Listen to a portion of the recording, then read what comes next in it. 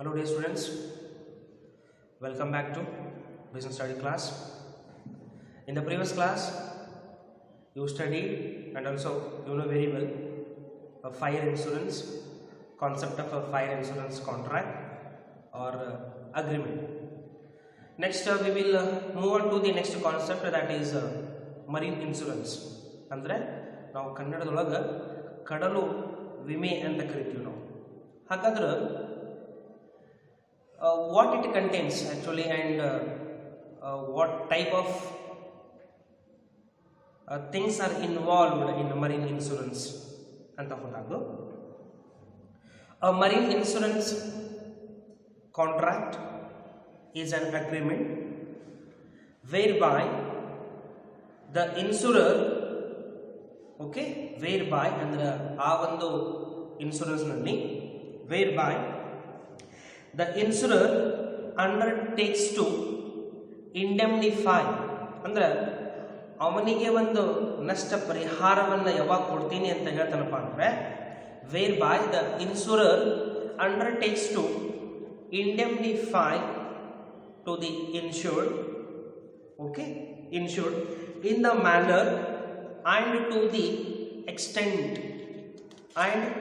extent thereby agreed against loss by marine andre or agreed to pay against marine losses andre ಕಡಲು ವಿಮೆ ಅಂತ ಹೇಳಿದಾಗ ಆ ಒಂದು ನಾವು ಈ ಸಮುದ್ರದೊಳಗಡೆ ಅಥವಾ ಕಡಲು ಅಂತ ಹೇಳಿದಾಗ ಸಾಮಾನ್ಯವಾಗಿ ನಾವೀಗ ಹಡಗಿನಲ್ಲಿ ಗೂಡ್ಸ್ಗಳನ್ನು ಸಾಗಿಸುವಂಥ ಸಮಯದೊಳಗಡೆ ಆ ಹಡಗು ಅಥವಾ ಆ ಒಂದು ಹಡಗಿನಲ್ಲಿ ಇರತಕ್ಕಂಥ ವಸ್ತುಗಳ ಮೇಲೆ ಮತ್ತೆ ಒಂದು ಬಾಡಿಗೆ ಅಂತ ಕರಿತೀವಿ ನಾವು. ಅದಕ್ಕೆ ಇಲ್ಲಿ 3 ಥಿಂಗ್ಸ್ ಅಂದ್ರೆ 3 things are involved in this marine insurance policy ಅಂತ ಕರೀತಾರೆ. ಹಾಗಾದ್ರೆ marine insurance provides protection against ಅಂದ್ರೆ ಯಾವ ರೀತಿಯಾದಂಥ ಒಂದು ಸಂರಕ್ಷಣೆ ಅಥವಾ ಸುರಕ್ಷತೆಯನ್ನ ನಮಗೆ ರಕ್ಷಾ ಕವಚವನ್ನು ಒದಗಿಸಿಕೊಡ್ತೈತಿ ಅಂತ ಹೇಳಿದ್ರೆ marine insurance provides protection against loss by marine perils. Marine perils ಅಂತ ಹೇಳಿದ್ರೆ PERILS ಅಂತ ಹೇಳಿದ್ರೆ ಈ ಕಡಲು ಅಪಾಯಗಳಿಂದಾಗಿರ್ತಕ್ಕಂಥ ನಷ್ಟವನ್ನ ನಾವು ಲಾಸ್ ಬೈ ಮರೀನ್ ಪರೀಲ್ಸ್ ಅಂತ ಕರಿತೀವಿ ನಾವು, ಆರ್ ಪರೀಲ್ಸ್ ಆಫ್ ದಿ ಸಿ ಅಂತ ಕರಿತೀವಿ ನಾವು. SEA ಅಂದ್ರೆ ನಾವೀಗ ಸಮುದ್ರದೊಳಗಡೆ ಆಗ್ತಕ್ಕಂಥ ಅನಾಹುತಗಳ ಮೇಲೆ ಅದನ್ನ ಲಾಸ್ ಅನ್ನ ಇನ್ಕರ್ಡ್ ಏನು ಮಾಡ್ಕೊಂಡಿರ್ತಾರೆ ಆ ಒಂದು ಹಡಗಿನ ಮಾಲೀಕ ಅವರಿಗೆ ಆ ಒಂದು ವಸ್ತುಗಳ ಒಂದು ನಷ್ಟ ಆದಾಗ ಪರಿಹಾರವನ್ನು ಒದಗಿಸಿಕೊಡ್ತಕ್ಕಂಥದ್ದಾಗಿದೆ ಅಂತ ಹೇಳ್ತಾರೆ. ನೆಕ್ಸ್ಟ್ ಕಾನ್ಸೆಪ್ಟ್ ಬರ್ತದೆ ಏನು ಸರ ಮರೀನ್ ಪರೀಲ್ಸ್ ಹೆಂಗಿರ್ತಾವ್ರಿ ಸರ್ ಅಂತ ಹೇಳಿದಾಗ marine perils are collapsing of ship with the rock ROC ಅಂತ ಹೇಳಿದ್ರೆ ಒಂದು ವೇಳೆ collapsing of a ship with the rock ಅಂತ ಹೇಳಿದಾಗ ಒಂದು ವೇಳೆ ಆ ಹಡಗು ಏನಾದರೂ ಆ ಸಮುದ್ರದ ಒಳಗಡೆ ಇರ್ತಕ್ಕಂಥ ಕಲ್ಲು ಬಂಡೆಗಳಿಗೆ ಏನಾದರೂ ಅದು ಡಿಕ್ಕಿ ಹೊಡೆದು ಏನಾದರೂ ಅನಾಹುತ ಆದಾಗ ಆ ಒಂದು ಹಡಗಿಗೆ ಅಥವಾ ಶಿಪ್ಪಿಗೆ ಏನಾದರೂ ಆದಾಗ ಪರಿಹಾರವನ್ನು ಕೊಡ್ತಕ್ಕಂಥದ್ದಾಗಿರ್ತದೆ. Fire and captured by pirates fire and captured by pirates ಅಂತ ಹೇಳಿದ್ರೆ ಈ ಕಡಲುಗಳ್ಳರು ಅಂತ ಕರಿತೀವಿ ನಾವು. ಕಡಲುಗಳ್ಳರು ಅಂತ ಹೇಳಿದ್ರೆ ಆ ಒಂದು ಸಮುದ್ರದೊಳಗಡೆ ನಾವು ವಸ್ತುಗಳನ್ನು ಸಾಗಿಸುವಂಥ ಸಂದರ್ಭದೊಳಗಡೆ ಅದನ್ನು ಕಳ್ಳತನ ಮಾಡ್ತಕ್ಕಂಥವ್ರು ಇರ್ತಾರೆ. ಅಂದ್ರೆ ಹಡಗನ್ನ ಏನಪ್ಪಾ ಅಂತಂದ್ರೆ ಅದನ್ನ ಕ್ಯಾಪ್ಚರ್ ಮಾಡಿಕೊಂಡು ಅಥವಾ ಅದಕ್ಕೊಂದು ಫೈರ್ ಏನಾದರೂ ಆದಾಗ ಅಂದ್ರೆ ಅಗ್ನಿ ಏನಾದರೂ ಸಂಭವಿಸಿದಾಗ ಪರಿಹಾರವನ್ನು ಕೊಡ್ತಾರೆ. Next ship attacked by the enemies ಅಂದ್ರೆ ವೈರಿಗಳು ಏನಾದ್ರೂ ಆ ಹಡಗಿನ ಮೇಲೆ ದಾಳಿಯನ್ನ ಮಾಡಿದಾಗ ಅಂತ ಹೇಳ್ತಾರೆ. It means the perils of the sea ಅಂತ ನಾವು ಹೇಳಿದಾಗ or marine perils are ಹೆಂಗಿರ್ತಪ್ಪ ಅಂತಂದ್ರೆ collapsing of ship with the rock ಅಂದ್ರೆ ಕಲ್ಲು ಬಂಡೆಗಳಿಗೆ ಏನಾದ್ರೂ ಆ ಹಡಗು ಡಿಕ್ಕಿ ಹೊಡೆದಾಗ ship is attacked by the enemies ಅಂದ್ರೆ ಕಳ್ಳರು ಏನಾದ್ರೂ ಆ ಒಂದು ಹಡಗಿನ ಮೇಲೆ ಅಟ್ಯಾಕ್ ಅನ್ನು ಮಾಡಿದಾಗ, ಫೈರ್ ಅಂಡ್ ಕ್ಯಾಪ್ಚರ್ಡ್ ಬೈ ಪಿರೇಟ್ಸ್ ಅಂದ್ರೆ ಕಡಲುಗಳ್ಳರು ಅಂತ ಕರಿತೀವಿ ನಾವು, ಅವರೇನಾದ್ರೂ ಅಟ್ಯಾಕ್ ಅನ್ನು ಮಾಡಿದಾಗ, and actions of the captains and crew of the ship ಅಂದ್ರೆ ಆ ಹಡಗಿನ ಒಂದು ಕ್ಯಾಪ್ಟನ್ಸ್ಗಳು ಏನಾದ್ರೂ ರೂಲ್ಸ್ ಅಂಡ್ ರೆಗ್ಯುಲೇಷನ್ಸ್ ಎಲ್ಲ ತೆಗೆದುಕೊಂಡಿದಾಗ ಸಂಭವಿಸ ಅಂತ ಹೇಳ್ತಾರೆ. These perils cause damage, okay, these perils cause damage, destruction or disappearance of the ship. ಈ ರೀತಿಯಾದಾಗ ಚಾನ್ಸಸ್ ಏನು ಅಂತ ಹೇಳಿದ್ರೆ, these perils cause damage ಅಂದ್ರೆ ಡ್ಯಾಮೇಜ್ ಅನ್ನು ಉಂಟು ಮಾಡ್ತಾವು, destruction, okay, or disappearance of the ship, cargo, and the non-payment of freight charges on the goods. ಇವೆಲ್ಲವೂ ಅಲ್ಲಿ ನಮಗೆ ಸಂಭವಿಸ್ತಾ ಹೋಗ್ತಾವ ಅಂತ ಹೇಳ್ತಾರೆ. So marine insurance, okay, insurance insures ship hull, HUL ಅಂದ್ರೆ HULL hull, or cargo and freight ಅಂದ್ರೆ ಎದರ ಮೇಲೆ ಏನಪ್ಪಾ ಅಂತಂದ್ರೆ ಇನ್ಶೂರೆನ್ಸ್ಗಳು ಇರ್ತಾವ ಅಂತ ಹೇಳಿದ್ರೆ ಹೇಳ್ತಾರೆ. Marine insurance insures ship, cargo and freight. Next, it is a device. Okay, it is a device in which the insurer undertakes to compensate the insured.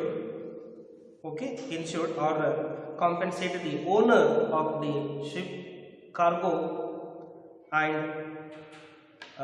any non-payment of a freight charges, okay, completely or the partial damage or loss incurred by the insured on that moment, okay, the insurer, okay, ready to pay the compensation or ready to pay the amount, okay, the loss incurred by the insured ಅಂತ ಹೇಳ್ತಾರೆ. Next ಹೇಳ್ತಾರೆ, the insurer guarantees to make, okay, guarantees to make good the losses due to damage to the ship or cargo arising out of the risk, okay, incidental to sea voyages.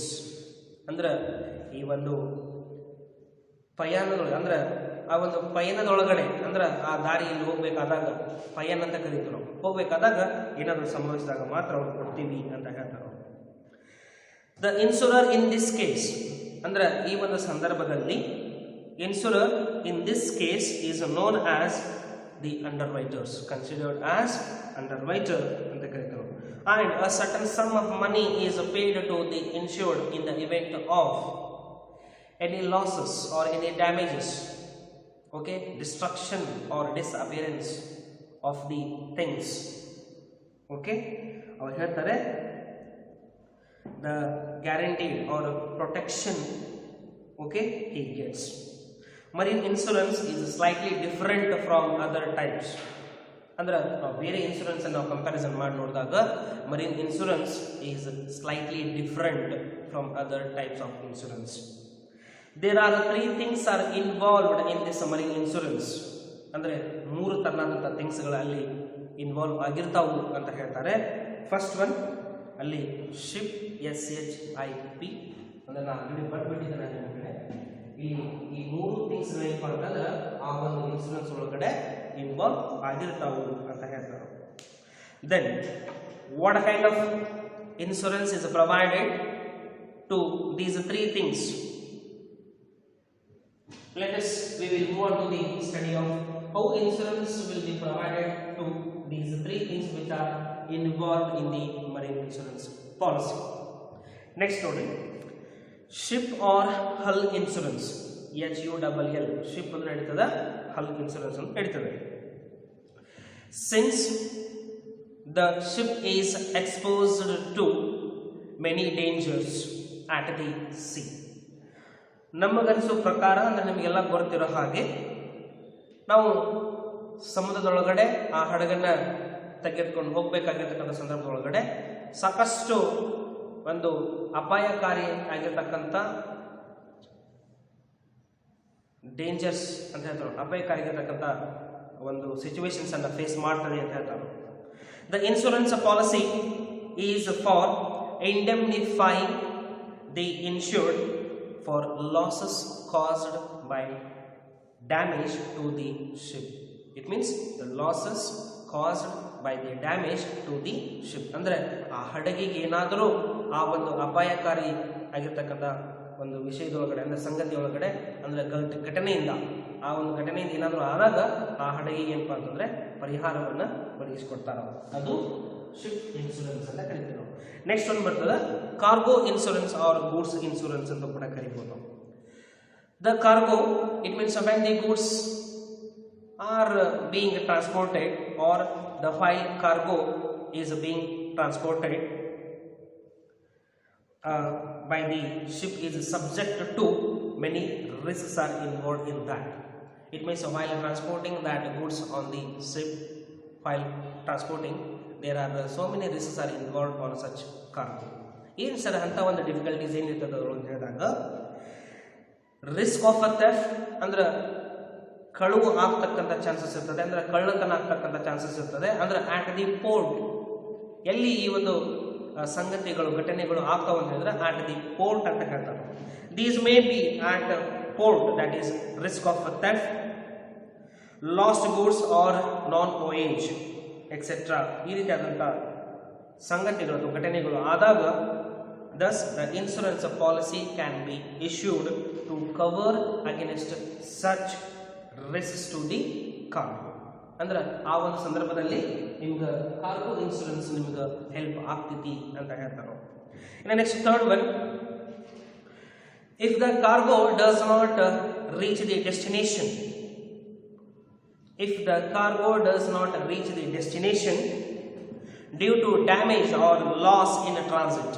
ಒಂದು ವೇಳೆ ಆ ವಸ್ತುಗಳು ಏನಪ್ಪಾ ಅಂತಂದ್ರೆ ತಮ್ಮ ಒಂದು ನಿರ್ದಿಷ್ಟವಾದಂಥ ಸ್ಥಳವನ್ನು ತಲುಪೋದಿಲ್ಲ ಅಂತ ಹೇಳ್ತಾರೆ ಅವರು. Because due to during transit ಅಂದ್ರೆ ದಾರಿಯಲ್ಲಿ ಬರಬೇಕಾದಾಗ ಅಂದ್ರೆ ಸಮುದ್ರದ ಒಂದು ಪಯಣದೊಳಗಡೆ ಬರಬೇಕಾದಾಗ ಆ ಗೂಡ್ಸ್ ಏನಪ್ಪಾ ಅಂತಂದ್ರೆ ಏನಾದರೂ ಅಲ್ಲಿ ಲಾಸ್ ಆಗ್ತಕ್ಕಂಥ ಡ್ಯಾಮೇಜ್ ಇರ್ಬೋದು ಅಥವಾ ಲಾಸ್ ಆಗ್ತಕ್ಕಂಥ ಚಾನ್ಸಸ್ಗಳು ಇರೋದ್ರಿಂದ ಡ್ಯೂರಿಂಗ್ ಟ್ರಾನ್ಸಿಟ್ ಇರ್ಬೋದು, loss in transit, as the shipping company is not paid the freight charges.